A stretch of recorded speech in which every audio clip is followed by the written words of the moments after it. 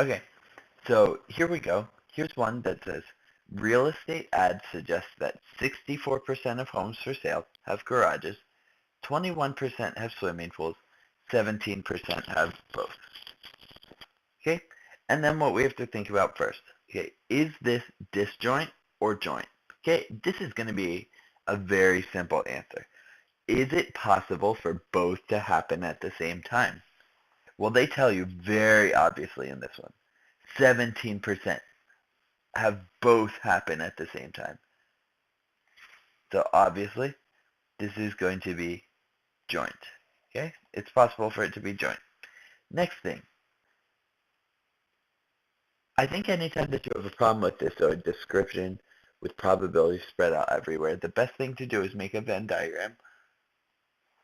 You always start in the middle of the Venn diagram. Okay, so let's think 17% have both. So draw this picture at the bottom. Okay, just a square, two circles with some overlap, and in the middle of the overlap, you're going to want to go ahead and put that percent of overlap. Okay, so that's going to be that 17.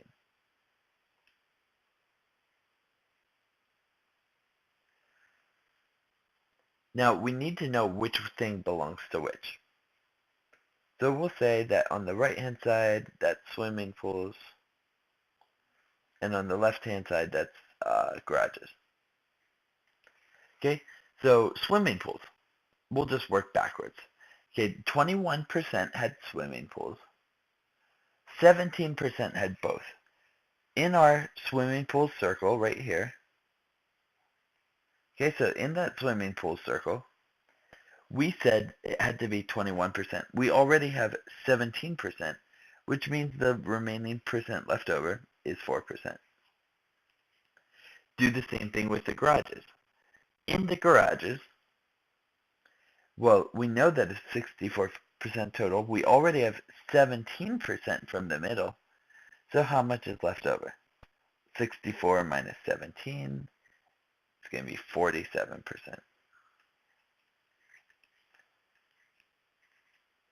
Okay, now, yes, we're close. Actually, the last thing, though, is we know that all the probabilities should add up to 1. So just to be sure, let's go ahead and double check. Okay, so 0.47, 0.17, that adds up to 54, 64, 68.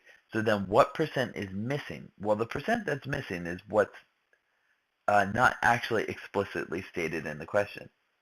Okay, we know that it should add up to 100%, so what's left over? Well, that's the 32% where they don't have either.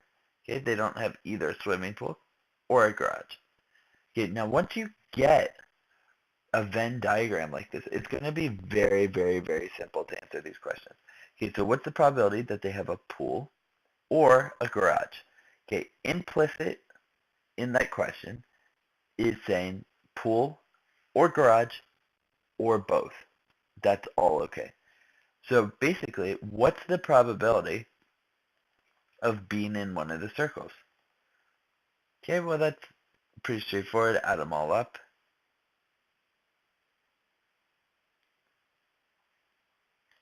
You should end up with 0.68 or 68%.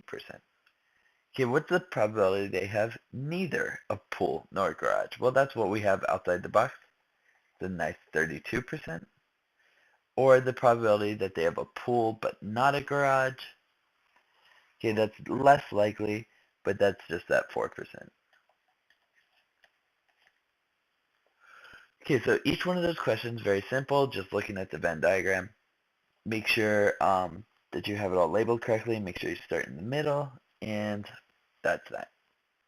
Okay, now moving on, here's one that I want you to try. Okay, so Deborah and Larry want to get into Duke. Deborah thinks she has a 0.7 chance. Larry thinks he has a 0.5 chance. The probability they both get in is 0.3. Okay, now I have a bunch of different probabilities for you. Go ahead and give this a try. Start in the middle with the joint and see what you can come up with from that.